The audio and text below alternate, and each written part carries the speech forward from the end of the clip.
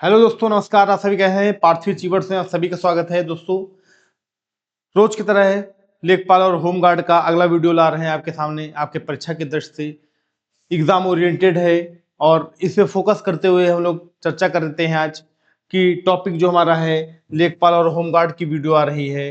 ठीक, जो डेली आपको शाम को 6 बजे प्रोवाइड होती है, मैं देता हूँ। ठीक, इंपॉर्टेंट क्वेश्चन की वीडियो है। टॉप सिलेक्टेड क्वेश्चन है। अब नंबर ऑफ क्वेश्चन भी मैंने इंक्रीज कर दिए हैं। ठीक, तो क्वेश्चन शुरुआत करते हैं। भारत में पहली बार जनगणना कब हुई थी? तो 1872 में हुई थी। कब हुई थी? 1872 में हुई थी पहली बार। लेकिन नियमित रूप से जनगणना जो हुई थी वो कब हुई थी? तो 1881 से हुई थी, नियमित रूप से। ठीक, और इसको शुरू किसने करवाया था? तो कर्जन ने करवाया था। कौन करवाया था?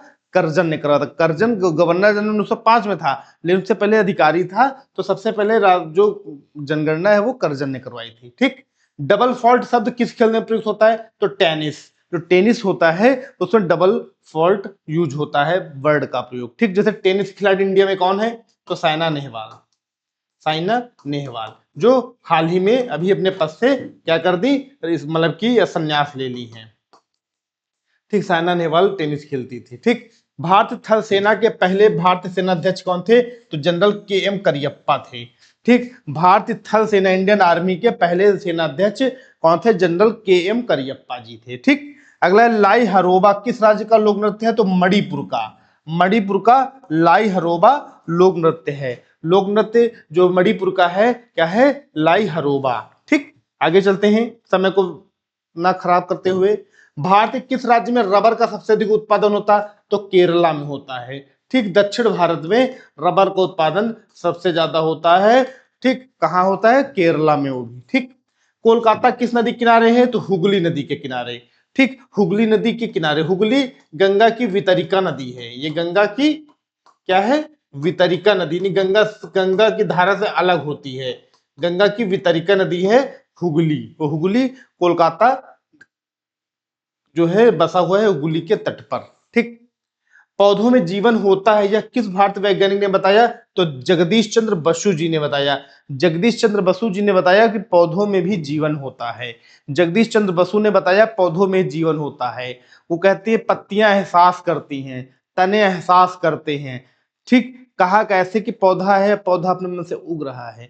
पौधे को पत्तियां हैं, देखो उनको छुओ तो बहुत ऐसी कहते हैं ना, छुई मुई का पौधा पहले होता था। छुओ तो सिकुड़ जाता था, फिर अपने मन से पत्ती हो जाती, फैल जाती थी। तो पौधों में जीवन है, लाइफ जो है वो प्लांट्स में भी है। ये जगदीश चंद्र बसु जी ने बताया था।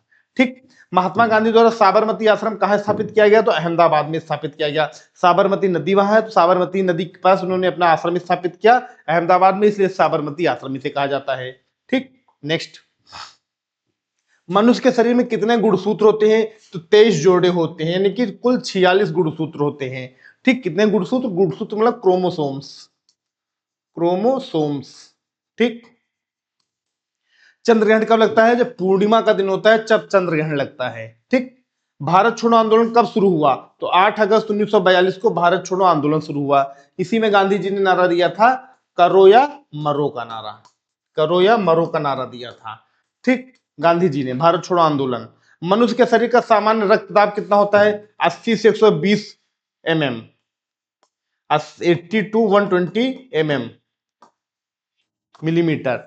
जो दाब होता है ना, सामान्य रक्त दाब, मतलब कि ब्लड प्रेशर जिसे बोलते हैं इंग्लिश में, क्या बोलते हैं? ब्लड प्रेशर कितना होना चाहिए एक सामान्य आदमी के? तो 80 से 120 सामान्य ब्लड प्रेशर मनुष्य के होना चाहिए, स्वस्थ मनुष्य के। ठीक, आगे चलते हैं। उत्तरी गोलार्ध में सबसे छोटा दिन कब होता है? तो 22 दिसंबर को सबसे छोटा दिन होता है उत्तरी गोलार्ध में। मतलब कि ये नॉर्दर्न हेमिस्फीयर है, ये ऊपर वाले भाग, ये यहाँ पे 22 दिसंबर को सबसे छोटा दिन होता है। ठीक, रामचरितमानस किसने लिखी? तो तुलसीदास जी ने। अभी पिछली उसमें क्वेश्चन आया था कि रामचरितमानस तुलसीदास ने लिखी और रामायण किसने लिखी? तो रामायण महर्षि वाल्मीकि ने लिखी। रामायण कौन लिखा था? महर्षि वाल्मीकि ने लिखी थी। वाल्मीकि जी ने लिखी। ठीक, प्रथम एशियाई खेल कब और कहां आयोजित किए गए? तो मई 1951 में नई दिल्ली में। मई 1951 में नई दिल्ली में पहले एशियाई गेम का आयोजन हुआ। वायुमंडल दाब किस यंत्र से मापा जाता है? तो बैरोमीटर। बैरोमीटर से एटमॉस्फेरिक प्रेशर, वायुमंडल दाब नापा जाता है। किससे नापा जाता? बैरोमीटर से नापा जाता है। ठीक दोस्तों, आगे चलते हैं। हरियाणा का पहला महिला विश्वविद्यालय कौन सा था और कहां है? भगत फूल सिंह महिला विश्वविद्यालय खानपुर कला सोनीपत में है। सोनीपत में पहला महिला विश्वविद्यालय हरियाणा का खोला गया और इसका नाम है भगत फूल सिंह महिला विश्वविद्यालय। ठीक। टेस्ट मैचों की एक पारी में सभी 10 विकेट लेने वाला भारतीय कौन है? तो अनिल कुंबले जी हैं। अनिल कुंबले ने एक बार टेस्ट क्रिकेट मैच हुआ जिसमें 10 के 10 विकेट वही लिए। ये क्रिकेट मैंने अपनी आंखों से भी देखा था, टेस्ट मैच था। सन 2018 में फुटबॉल विश्व कप कहां हुआ था? तो रूस में हुआ था। संसार में सबसे अधिक जनसंख्या वाला देश कौन सा है? तो भारत।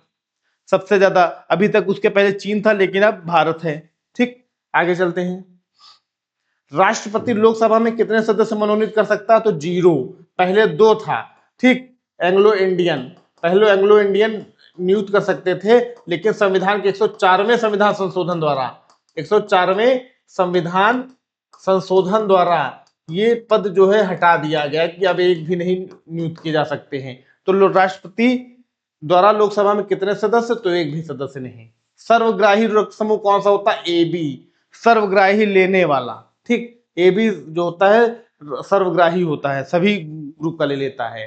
असहयोग आंदोलन किस वर्ष शुरू हुआ? तो 1920 में शुरू हुआ। असहयोग आंदोलन, नॉन कॉपरेशन मूवमेंट जिसे बोलते हैं कि मैं ब्रिटिश का सपोर्ट नहीं करूंगा। ठीक, 1920 में शुरू हुआ, क्योंकि हम हर बात तुम्हारी मानते रहे, तुम्हें सपोर्ट करते रहो, बाद में हमें तुम धोखा देते रहे, इसलिए हम आज से तुम्हारा कोई सहयोग नहीं करेंगे। चाहे जितने गवर्नमेंट एम्प्लॉय हो, जो सरकारी कर्मचारी रहते थे भारतीय, वो कहते थे असहयोग, मैं कोई सहयोग नहीं करूंगा। पेनाल्टी स्ट्रोक किससे संबंधित है? तो हॉकी। पेनाल्टी स्ट्रोक हॉकी से संबंधित है। ठीक, आगे चलते हैं।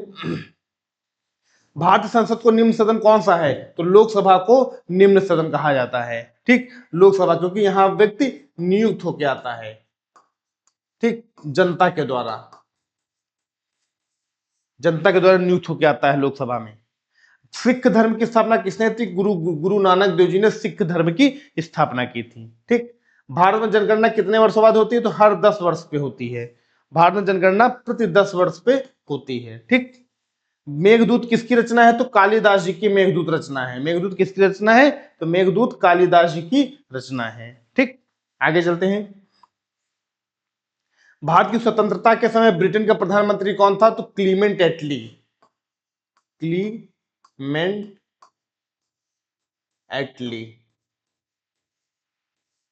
ठीक, क्लीमेंट एटली जो था वो स्वतंत्रता, भारत के स्वतंत्रता समय ब्रिटेन का प्रधानमंत्री था। ठीक,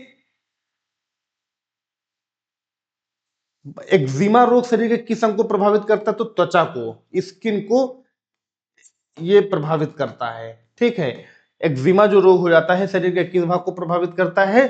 तो त्वचा को प्रभावित करता है। ठीक दोस्तों, तो दोस्तों होम गार्ड के अंतर्गत ये सिलेक्टेड क्वेश्चन थे, इंपॉर्टेंट क्वेश्चन थे। ठीक है, अच्छे क्वेश्चन थे, उम्मीद है समझ में आए भी होंगे, पसंद भी आए होंगे। ठीक, तो इसी तरह मैं आपको पर डे क्वेश्चन प्रोवाइड कराता रहूंगा और मैंने आपको बता भी दिया है कि जो एक्सप्लेनेशन वाले हूँ मैं एक्सप्लेनेशन भी करूंगा, जो ऐसे मैंने आपको सारे क्वेश्चन, क्योंकि बहुत ऐसे क्वेश्चन जो को मैं एक्सप्लेन पहले कर चुका हूँ कई वीडियोज में, तो आप लोग पुरानी वीडियो देखिएगा तो उसमें आपको मिलेंगे एक्सप्लेनेशन, ऐसा नहीं है। ठीक, लेकिन बार बार वही करना तो समय भी आपका वेस्ट होगा। ठीक, और उसके अलावा लंबी वीडियो बनेगी, कोई मतलब नहीं ना। तो इसी तरह ही आगे और जो नए क्वेश्चन, डिफरेंट क्वेश्चन, बढ़िया क्वेश्चन आएंगे तो मैं आपको बताता रहूंगा। ओके दोस्तों, तो आज की क्लास हम यही समाप्त करते हैं, नेक्स्ट क्लास में जल्द मिलेंगे। ओके दोस्तों, थैंक यू, धन्यवाद, नमस्कार, जय हिंद, जय भारत।